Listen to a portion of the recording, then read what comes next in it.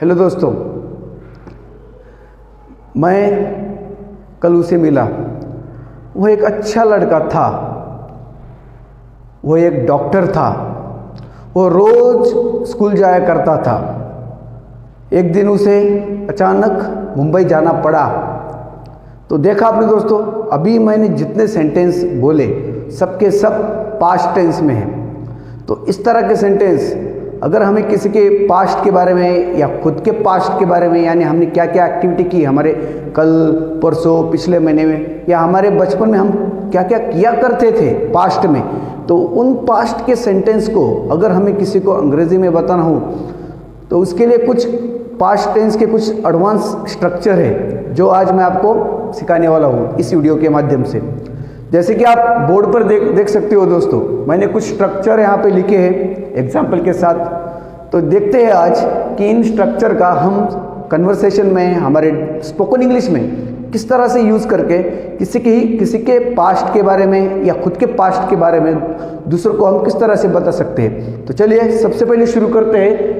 जो हमारा पहला स्ट्रक्चर है वो है सब्जेक्ट, उसके बाद वॉज वर, और उसके बाद नाउन, और या उसके साथ हम एडजेक्टिव भी ले सकते हैं। तो यहाँ पर देखिए दोस्तों, ये जो स्ट्रक्चर है यह हम कोई व्यक्ति है, कोई हमारा एक कोई फ्रेंड है, वो कुछ सालों पहले, कुछ दिनों पहले वो कुछ हुआ करता था, यानी वो अब उस पोजीशन पे वो नहीं है, पहले वो हुआ करता था। जैसे कि मुझे अगर कहना हो कि मेरा एक दोस्त है, वो पहले एक डॉक्टर था, मेरा एक दोस्त है वो एक डॉक्टर था, तो मैं इसे अंग्रेजी में कैसे कहूँ? तो इसके लिए हम इस स्ट्रक्चर का यूज़ करके सेंटेंस बना सकते हैं दोस्तों। तो चलिए फिर देखते हैं स्ट्रक्चर फॉर्मूला। सबसे पहले हमें सब्जेक्ट लेना है, उसके बाद वॉज या वर का इस्तेमाल करना है अकॉर्डिंग टू द सब्जेक्ट, उसके बाद नाउन या चाहे कोई एडजेक्टिव अकॉर्डिंग टू सेंट। तो यहाँ पर कुछ रूल्स मैंने लिखे हुए हैं दोस्तों कि कौन से सब्जेक्ट के लिए कौन सा हेल्पिंग वर्ब हमें यूज़ करना है। अगर हमारा subject I, he, she, it और नाउन हुआ, सिंगुलर नाउन, तो उसके साथ हम वॉज का यूज़ करेंगे। अगर हमारा सब्जेक्ट वी, यू, दे और प्लूरल नाउन हुआ तो उसके साथ हम वर का इस्तेमाल करेंगे। जैसे कि कुछ एग्जाम्पल देखते हैं। वह अध्यापक था, ही वॉज अ टीचर। हम गरीब थे, वी वर पुअर।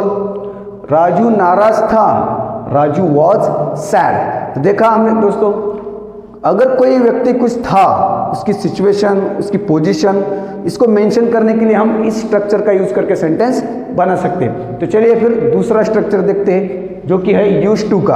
अब ये यूज टू होता क्या है? यूज टू का इस्तेमाल हम तब करते हैं दोस्तों जब किसी को कुछ करने की आदत थी, यानी कोई व्यक्ति कुछ काम कुछ सालों पहले किया करता था, लेकिन वह काम, वह एक्टिविटी आपके दिनों में, प्रेजेंट के दिनों में वो काम करता नहीं है। वो पहले वो काम किया करता था, वो उसकी पहले आदत हुआ करती थी।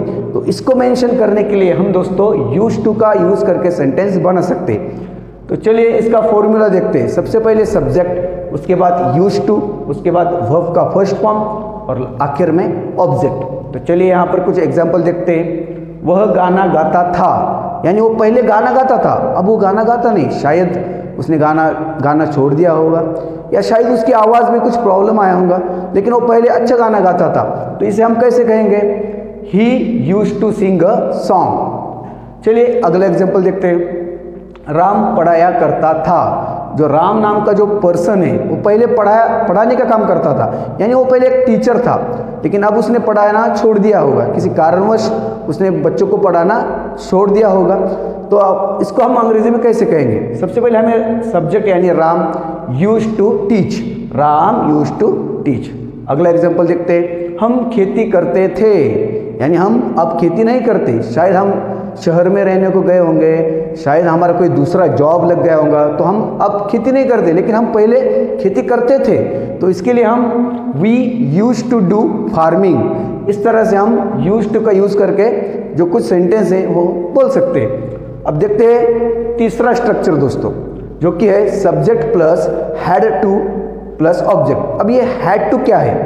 हैड टू इस तरह के सेंटेंस होते हैं दोस्तों, जब भी किसी को कुछ करना पड़ा, कोई क्रिया, कोई एक्शन करनी पड़ी, न चाहते हुए मजबूरी से किसी को अगर कोई काम करना पड़ता है कंपल्शन में, तो उस सेंस में हम हैड टू का यूज करके सेंटेंस बना सकते हैं। तो फॉर्मूला आप देख सकते हो, सब्जेक्ट हैड टू, उसके बाद वर्ब का फर्स्ट फॉर्म और आखिर में ऑब्जेक्ट। तो चलिए कुछ एग्जाम्पल देखते हैं। उसे घर जाना पड़ा, he had to go home, यानी उसे जाना नहीं था, उसे मजबूरी में उसे घर जाना पड़ा, he had to go home. Sagar को सोना पड़ा, जो सागर नाम का कोई लड़का होगा, उसे फिलहाल टीवी देखने का मन हुआ था, लेकिन उसके माँ बाप ने उसे ज़बरदस्ती सोने के लिए कहा। तो इसके सेंस में हम कह सकते हैं Sagar had to sleep. Next sentence देखते हैं दोस्तों, हमें उन्हें बुलाना पड़ा, हमारी मजबूरी थी, हमें उन्हें बुलाना पड़ा, we had to call them. तो इसी तरह के कुछ और एग्जाम्पल दोस्तों आप अपने मन से खुद प्रैक्टिस के लिए अपने घर पर ट्रांसलेशन करके बना सकते हो। और एक दोस्तों, अब इस जो स्ट्रक्चर है, तीनों स्ट्रक्चर का यूज करके हम एक पैराग्राफ बनाकर उसको हम अंग्रेजी में ट्रांसलेशन कर सकते हैं। तो उस पैराग्राफ को मैं आपको वीडियो के आखिर में, एंड में आपको एक पैराग्राफ दूंगा मैं। तो आपको करना क्या है दोस्तों, आपको इन तीनों स्ट्रक्चर का यूज करके वो जो पैराग्राफ होगा वो हिंदी में होगा, उसको आपको अंग्रेजी में ट्रांसलेट करना है बाय यूजिंग दीज 3 स्ट्रक्चर्स। तो इसी तरह से दोस्तों हम हमारी अंग्रेजी ट्रांसलेशन मेथड के साथ इस तरह के कोई स्ट्रक्चर का यूज़ करके हम हमारी जो अंग्रेजी है उसे हम और ज़्यादा बेहतरीन बनाकर और तरह से हम अंग्रेजी हमारी इम्प्रेसिव बना सकते हैं, अंग्रेजी की हम प्रैक्टिस कर सकते हैं। आशा करता हूँ दोस्तों आपको आज का वीडियो पसंद आया होगा।